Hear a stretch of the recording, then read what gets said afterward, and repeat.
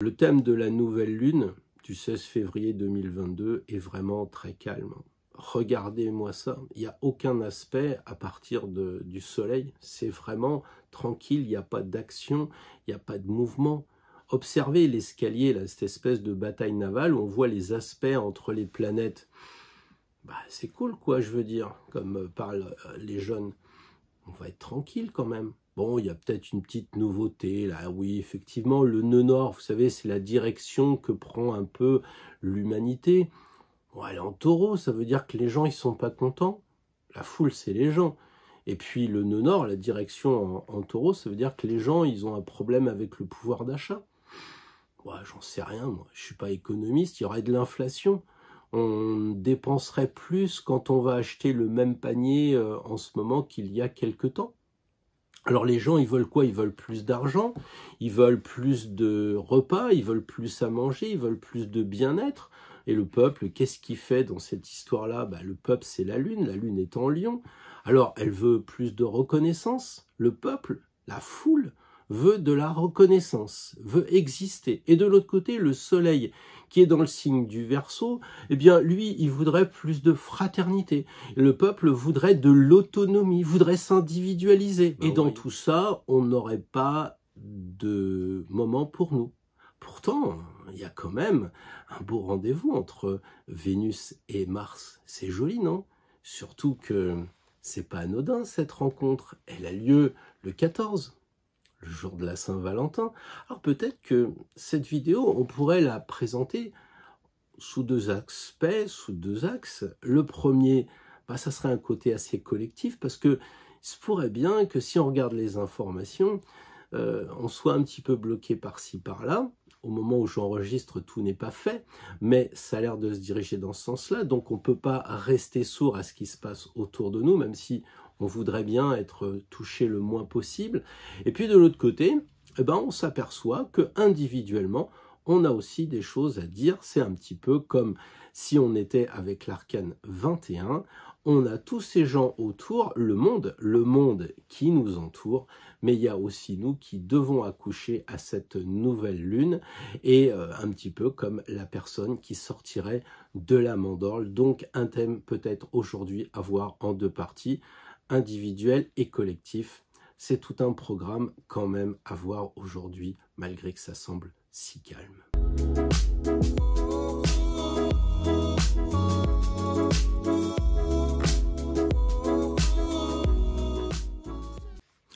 Bonjour à toutes et bonjour à tous et bienvenue pour ce rendez-vous du samedi matin. Là, nous allons parler de cette nouvelle lune, vous l'avez compris, et j'en profite quand même pour vous remercier beaucoup infiniment pour tous les commentaires que vous mettez. Je regrette de ne pas pouvoir répondre à tous, mais je pense aussi qu'ils ne me sont pas que destinés à ma noble personne. On sent la lune en lion, mais j'ai aussi la lune en lion. Bref, il y a des commentaires qui s'adressent à tout le monde de façon à ce que ce soit interactif, de façon à ce que ça bouge. On parle souvent d'égrégore et ça c'est super. Merci aussi pour tous les mails que vous m'avez envoyés. C'est vrai que ceux qui étaient abonnés ont vu qu'il y avait quand même une petite surprise et puis je suis en train de travailler sur la suite, je ne le perds pas de vue. Et si vous voulez encore vous abonner pour voir des nouveautés en avant-première, eh bien n'hésitez pas sur spiral@hotmail.fr. Voilà, je vous laisse avec les pouces, les abonnements et tout ça. Vous savez comment ça fonctionne. Moi, je voudrais vraiment revenir à cette nouvelle lune du 16 février 2022. Cette lune en lion, ça fait un peu roi lion, quoi.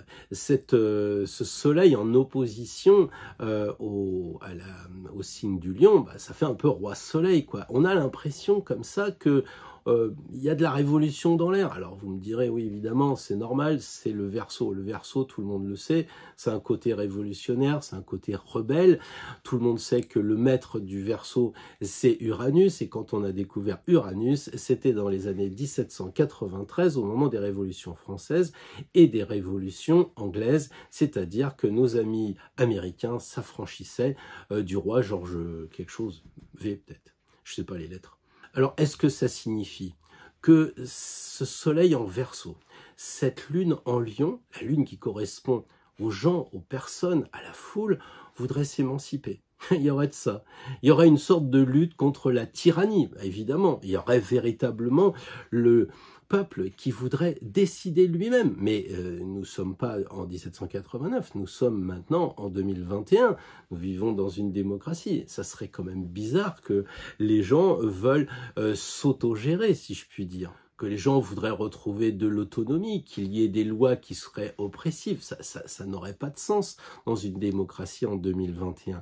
Mais en tout cas, le thème, effectivement, pourrait le laisser supposer. Oui, ça va être dur, c'est sûr, parce que si vous regardez cet axe taureau-scorpion, le nœud sud étant situé dans le signe du scorpion, ça signifie qu'on veut plus de cette période automnale, on veut plus de cet Halloween, on veut plus des ténèbres, on veut plus des choses cachées.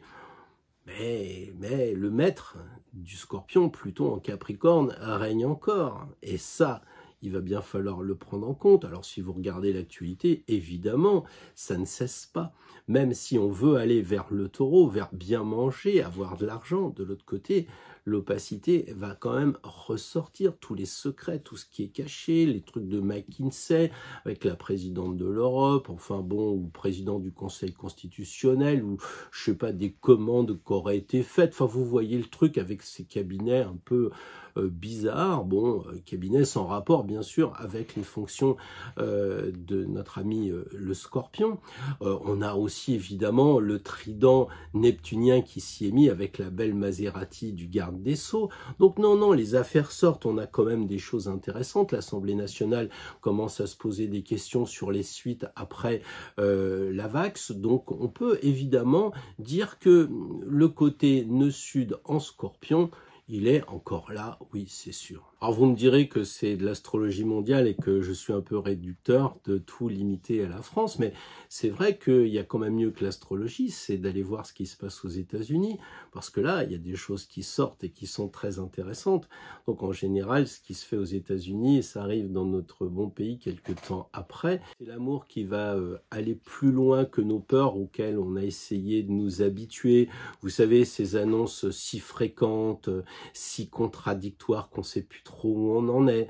Donc avant on avait des peurs sur quelque chose qu'on connaissait, après on avait peur parce qu'on ne savait plus ce qu'il fallait faire, et donc c'était quand même assez bien instrumentalisé. C'était un monde assez mercurien, le monde de la communication, le monde de la parole, et là on a maintenant le monde de la bienveillance, de la douceur, Vénus-Mars, le monde de l'amour, et ça va bien changer des choses certainement. Faut se le dire, je pense à la lecture de ce thème, que les crises d'autorité, les mises en garde autoritaires, nous considérer comme si on ne vivait pas au XXIe siècle, tout ça c'est terminé maintenant. Les choses qu'on aurait pu comprendre si on nous les avait expliquées avec douceur et gentillesse, eh bien elles ont été traduites sous forme, je pense, d'infantilisation, et c'est le côté Mercure jeune qui est pas forcément la bonne chose dans une période difficile qu'il faut utiliser. À mon avis, c'était un contresens. Donc ces façons de faire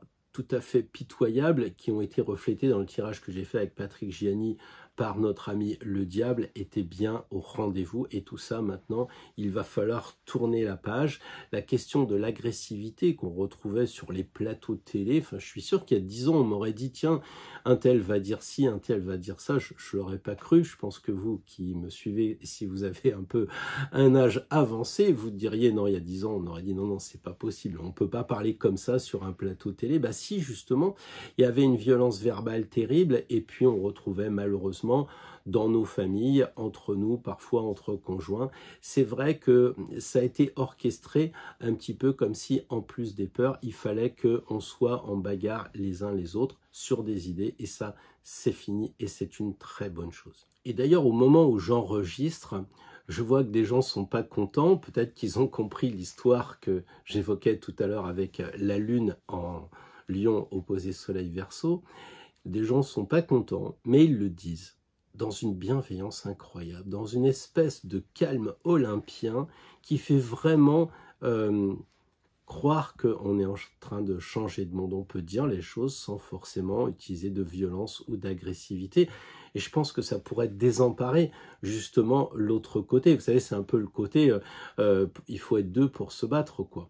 Donc s'il n'y en a qu'un seul, ça va être compliqué. Et on a un épisode cette semaine qui pourrait refléter ce que je viens de vous dire, un épisode d'un ministre classé sans suite avec une journaliste à qui il lui a dit tout allait bien se passer. Et c'est vrai que tout ça s'est bien passé pour elle, et il avait totalement raison parce qu'elle connaissait les contraintes, elle connaissait les difficultés et elle savait que Saturne avait fait des limites et lui avait apporté une chose, comme à nous tous, cette sagesse. Et ça, c'est fondamental, c'est de s'appuyer sur Saturne par rapport à ce qu'il nous a fait vivre, par rapport à cette initiation que nous supportons depuis 2 ans. Et ce calme olympien a fait toute la différence. Et oui, ça s'est bien passé pour elle. Et oui, elle a gardé son calme et elle a fait vraiment preuve de grande sagesse, alors que j'en connais plus d'un qui aurait réagi un peu plus speed. Comme nous le savons tous, c'est la fin du carré Uranus-Saturne. En ce moment, la tension se relâche. Et de l'autre côté, on a dans les planètes lentes, Neptune qui va retrouver Jupiter, ou plus exactement l'inverse, dans leur signe des Poissons. Donc, on a une espèce de limitation qui va être remplacée par de l'expansion, et ça, c'est pas anodin non plus. Et puis on a un très joli trigone avec Jupiter et puis Uranus. Ça veut dire que en fait Uranus était en tension avec Saturne, le dieu des limites, et là il va passer avec un bel aspect avec Jupiter, le dieu du no-limit, le dieu de l'excès, c'est la plus grosse planète du système. Donc ça signifie que, oui, avec Jupiter, tout se passe bien, on est enthousiaste, on est jovial, c'est la joie et la bonne humeur, mais s'il y avait des contraintes qui étaient données, c'est-à-dire si l'ancien monde voulait absolument revenir avec cette idée de contrariété, de nous faire des peurs, de pas nous expliquer ce qui se passe, de dire non, non, vous pouvez pas comprendre, nous on gère, on fait des cabinets secrets, etc., on est au courant de tout, ayez confiance, ayez confiance, ayez confiance. Ben non, là ça risque de pas le faire, et justement la tension, le carré Uranus-Saturne étant relâché, si on veut jouer au relâchement, ça ne fonctionnera pas parce que justement Jupiter va peut-être exploser avec l'uranium d'Uranus. Allez donc savoir. Donc il faut quand même raison garder et être prudent. Et cette conjonction Mars-Vénus qui va passer successivement sur Pluton, oui bien sûr, mais aussi sur Saturne, va être pour beaucoup pour arrondir les angles. Donc nous allons rentrer vraiment dans une période sympathique. Alors si jamais les choses se relâchent, on avancera que c'est peut-être parce que le virus s'atténue ou parce qu'on arrive en période d'élection. Alors comme les gens marchent bien, il suffit simplement de dire voilà, on est gentil, on relâche, votez pour moi. Moi, je pense que c'est beaucoup plus subtil que ça. Il y a dans les astres, il y a dans les étoiles, effectivement, des signes énergétiques qui vont nous amener à relâcher tout ça. Et c'est pas pour autant que ça se relâche que ça va devenir n'importe quoi. Il va y avoir quand même des choses que nous allons découvrir maintenant. Il y a cette conjonction Vénus-Mars que l'on retrouve en clin d'œil dans l'axe des nœuds lunaires, puisque si le nœud nord est en Taureau, ça correspond au maître Vénus, et de l'autre côté, on a le descendant, ou plus exactement le nœud sud, qui est dans le signe du Scorpion, dont le maître est Mars. Donc on s'aperçoit qu'il y a quand même ce clin d'œil Vénus et Mars, et Vénus et Mars, c'est quoi? Quand on les dessine, on sait très bien que si on prend Vénus, que l'on ajoute Mars, on obtient Mercure, et donc c'est la naissance d'un enfant. Autrement dit, c'est la vie. C'est la vie qui reprend le dessus. Je pense très sincèrement qu'il faut voir Vénus et Mars comme de l'action qui va nous amener à connaître vraiment un renouveau, beaucoup d'actions de vie, beaucoup d'énergie qui vont arriver dans les jours qui viennent. Alors oui, le monde va bouger, c'est indéniable. On ne peut pas rester insensible à ce qui se passe autour de nous, l'ouverture des musées, la possibilité de prendre un café, enfin bref, le retour à une certaine liberté. On n'est pas du tout à rester en dehors de ce monde-là. Mais notre monde à nous, individuellement, il existe aussi. Et c'est ça qu'on va essayer de voir maintenant avec notamment cette fameuse Saint-Valentin qui nous touche tous, même si on est dans la solitude. On va voir qu'il n'y a pas de raison que des personnes soient marginalisées. Il y en a peut-être un peu marre de tout ça. Même Vénus et Mars, pour des personnes seules, ça a un impact. Il y a quelque chose de vraiment très important à noter pour le couple Mars avec Vénus, c'est cette idée de s'inscrire dans la durée. Il y a deux petits points qui font dire que c'est pas simplement une petite Saint-Valentin, bouquet de roses et un petit resto, c'est pas du tout ça. Là, on a le couple qui est dans le signe du Capricorne, donc on voit qu'on s'installe dans quelque chose de la durée, il y a des fondations, c'est pas l'amourette là, hein. Ça prouve qu'il faut penser au moment de la Saint-Valentin à renforcer ses bases, à redonner une certaine assise à la relation. Vénus et Mars en Capricorne, on soulèverait des montagnes, bien sûr, mais on a aussi de la chance. Pourquoi? Parce qu'on a un trigone avec Jupiter. Donc Vénus-Mars, trigone avec Jupiter, ça nous donne véritablement de la chance, de l'aide. On a des opportunités qui vont se proposer pour le couple, c'est certain. Il y a aussi une autre façon d'apporter une deuxième brique à cet élément de la durée. Eh bien, figurez-vous que classiquement, vous le savez, Vénus va plus vite que Mars. Donc en réalité, c'est surtout Vénus qui va essayer de rattraper Mars. Ben, cette fois-là, non. Que s'est-il passé? On se souvient, lors de la nouvelle lune de janvier, on avait Vénus qui commençait à rentrer dans une phase de rétrogradation. Donc à partir de là, elle se freine et puis elle redémarre doucement. Mais ce qui sous-entend que Mars, lui qui arrive assez rapidement, mais moins rapidement que Vénus, la rattrape et va se retrouver en position de conjonction pratiquement au même moment. Donc généralement ça dure pas longtemps parce que Vénus continue sa course, elle a simplement fait l'opposition avec Mars et elle continue, mais là ça va durer longtemps. Et de façon exceptionnelle, quand je vous parlais du Capricorne, bah là c'est incroyable, ça va durer 1 mois et demi cette conjonction. 1 mois et demi, c'est-à-dire qu'ils vont passer plus de 30 degrés ensemble. Donc attention, c'est pas simplement le petit bouquet de la soirée, j'insiste avec ça. De la soirée. Alors individuellement, évidemment, ce retour du soleil sur la Saint-Valentin, eh bien, c'est un petit peu comme pour un anniversaire. On réharmonise le jour, on le rend plus actif, on le rend plus dynamique. Donc c'est ça, 30 ans de mariage, 30 bouquets, 30 restos. Mais ce qu'il veut dire Saint-Valentin, c'est ne pas subir. Soyez actifs, soyez bougeants, ne tombez pas dans ce qui est horrible, c'est la routine. Quelle que soit la façon dont vous vivez l'amour, on va reprendre les standards grecs, non, philosophiques, en disant, voilà, il y a cet amour de l'agapès, qui est un amour de charité, un amour désintéressé. On fait peut-être attention à l'autre énormément au point de s'oublier. On a évidemment plus classiquement l'amour éros avec le romantisme, 2 doigts de sensualité si je puis dire, et puis surtout de la passion. Donc là c'est un autre degré de l'amour. Puis on a l'amour philia, c'est-à-dire cet amour d'estime de l'autre, c'est-à-dire qu'on a presque transformé l'amour en amitié.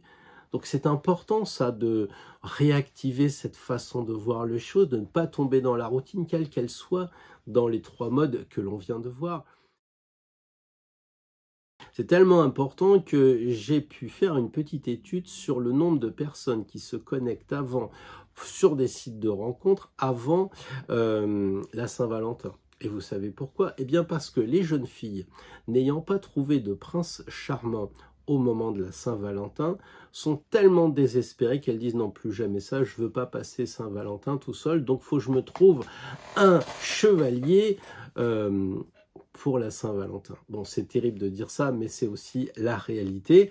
La Saint-Valentin, c'est pour moi le rêve solaire, de remettre une relation en action, c'est de bouger, et même si on est seul, de refaire le point en disant est-ce qu'on est dans une solitude subie ou est-ce qu'on est dans une solitude que l'on voudrait développer, mais on s'est un petit peu fait avoir justement par cette routine. La routine tue le couple. Il suffit de regarder l'ermite, non pas l'arcane 9, Non, Thierry Lhermitte. Vous savez, dans le film Le Zèbre, ou de relire le bouquin d'Alexandre Jardin, qui est vraiment incroyable pour justement comprendre comment redynamiser le couple, même de façon extraordinaire, au sens de pas ordinaire. Je vous conseille ces lectures, ou en tout cas de rejeter un œil à ce film, pour vraiment arriver à comprendre que la routine, c'est quelque chose de terrible. Sinon, ça va être, bon, les gosses sont élevés, hein, la maison est payée, la retraite tombe tous les mois régulièrement. Finalement, on n'a pas de problème. Tout va bien. Les étapes obligatoires sont accomplies. Notre idéal est fait, donc tout va bien. On était des parents, maintenant on est des grands-parents, donc c'est bien, on ne s'occupe pas de nous. Hein, ça, c'est vraiment l'amour-sacrifice. Une fuite peut-être ?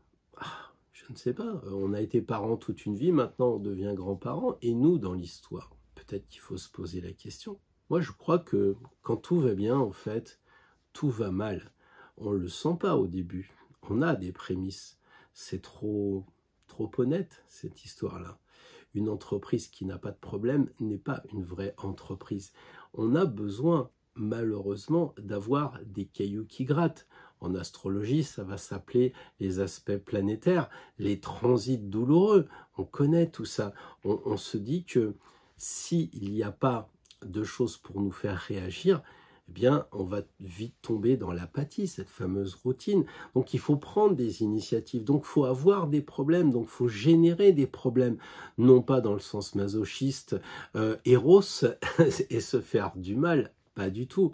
Non, mais se stimuler pour justement avancer. Si on ne marche pas, si on regarde tout à la télévision, c'est pas terrible. Si par contre on arrive en haut de la montagne, qu'on a bien transpiré, ben on est satisfait d'avoir fait cet effort. C'est indispensable de comprendre cette notion d'effort pour justement augmenter notre potentiel. On peut même aller plus loin. Il y a cette idée, on a parlé de spiritualité la semaine dernière, d'amour ultime, de couple divin. Flamme jumelle, peut-être, mais en tout cas, ce couple divin n'est-il pas justement le prélude, l'entraînement avec ce que l'on va trouver après? Parce qu'on a beau être à deux sur Terre, on va partir seul. Et là, on va certainement devoir faire l'harmonie avec ce qu'on va trouver après. Vous l'appellerez comme vous voulez. Donc en fait, est-ce que le couple terrestre idéal ne serait pas là pour nous aider à trouver le couple divin? Allez donc savoir. Ça, c'est très personnel. Je vous laisse cette question à votre sagacité, mais je crois qu'elle mérite d'être posée, cette question. Alors Vénus, Mars, Saint-Valentin, tout ça, tout est fait pour redynamiser le couple. C'est intéressant comme challenge, et si on est seul, ça peut être justement de s'équilibrer en regardant des amitiés de l'autre sexe, de partager des choses comme cela. Ça peut être aussi à réfléchir. Si vous êtes seul, ça peut être comment vivez-vous le célibat? Est-ce que c'est vraiment quelque chose qui est subi, ou est-ce que c'est quelque chose qui est vraiment décidé dans l'absolu? Vous savez, les gens, ils disent, bon, moi j'ai besoin de rien, tout va bien, et puis ils trouvent par terre un ticket de loto et ils gagnent 200 millions. Bon, ils vont pas le donner au clochard du coin, ils vont peut-être se faire construire une belle maison, avoir une belle voiture. Alors, c'est un peu facile de dire, non, mais je suis très bien comme je suis. Parce qu'une fois devant la tentation, est-ce que on va rester seul? Demandez ça à Cendrillon. Ça peut être une bonne voie de réflexion. Moi, je pense que l'altérité existe. Vous pouvez essayer de faire des sorties, des rencontres pour aller au bridge. Si vous vivez seul, il y a des possibilités comme ça de s'éclater, de retrouver peut-être dans le tarot, mais cette fois avec l'excuse, le petit au bout et le 21. Je sais pas, mais c'est ce que nous dit en tout cas Saint-Valentin. Et cette année, avec ce couple Vénus-Mars, ça a l'air de dire, ça m'étonnerait que vous restiez seul. Il se pourrait bien que même si vous voulez rien faire, en allant acheter une baguette, vous rencontriez l'homme de votre vie ou la femme de votre vie, tellement les choses énergétiques planétaires sont fortes en ce moment. Donc voilà ce thème de la pleine lune avec évidemment le couple Vénus-Mars, c'est de dire on fait une Saint-Valentin pour se retrouver avec l'autre ou même le couple soi-même. Peut-être l'occasion de se retrouver avec soi-même. Est-ce qu'on est bien équilibré? Est-ce qu'on a bien notre masculin, notre féminin? Et je crois que dans tous les cas, on ne peut pas sur cette terre vivre seul et simplement un regard, on transmet du bonheur aux autres, simplement une marque d'attention, un petit mot, 3 lignes, un smiley comme on dit si facilement en ce moment, eh bien c'est ça l'amour, c'est ça le bonheur des autres qui peut être pris en compte par simplement un petit geste. Donc voilà un peu ce que je voulais vous dire sur ce couple et cette Saint-Valentin. Alors évidemment, c'est très tentant de faire un tirage Saint-Valentin, de mettre ça sur la miniature, on fait 100 000 vues et c'est bien. Oui, d'accord, bah on va faire ça alors. Une première carte. Une première carte pour faire le point, pourquoi ça ne marche pas si bien que ça? Moi, je pense qu'il y a quand même dans les couples Lorraine Bacal et compagnie, il y avait toujours des moments où ça coince un peu. Donc, qui n'a pas dans son couple un moment qui coince? Parce que même si c'est le parfaite union, même si tout va bien, le soufflet retombe. Donc, sans être désagréable, une première carte pour faire un petit peu le point sur la routine, le domaine qui pourrait entraîner un blocage dans notre couple. La deuxième carte, toujours avec des arcanes majeurs, ça serait comment changer les choses. C'est un petit peu quelle carte qui pourrait entraîner la manivelle pour faire que nous passions à autre chose. Voilà, c'est toute la roue de fortune. Soit c'est le hamster, c'est la routine, soit c'est la possibilité de passer à autre chose. Donc, peut-être un tirage un peu roue de fortune. Et puis, une dernière carte quand même. Quelles sont les perspectives qui vont s'offrir à nous si on accepte de jouer le jeu, de identifier ce qui coince, libérer la roue pour trouver quoi? Je pense que ça peut faire un beau tirage pour la semaine prochaine. Donc, je vous souhaite une très très belle semaine. J'ai les oreilles qui claquent, signe qu'il faut terminer. Donc, je vous remercie beaucoup de votre attention et je vous dis à demain matin pour le tirage signe par signe. D'ici là, n'hésitez pas à vous entraîner et à sortir votre jeu. Vous savez que c'est très important pour moi de faire vivre les signes astrologiques et les signes du tarot. À demain matin.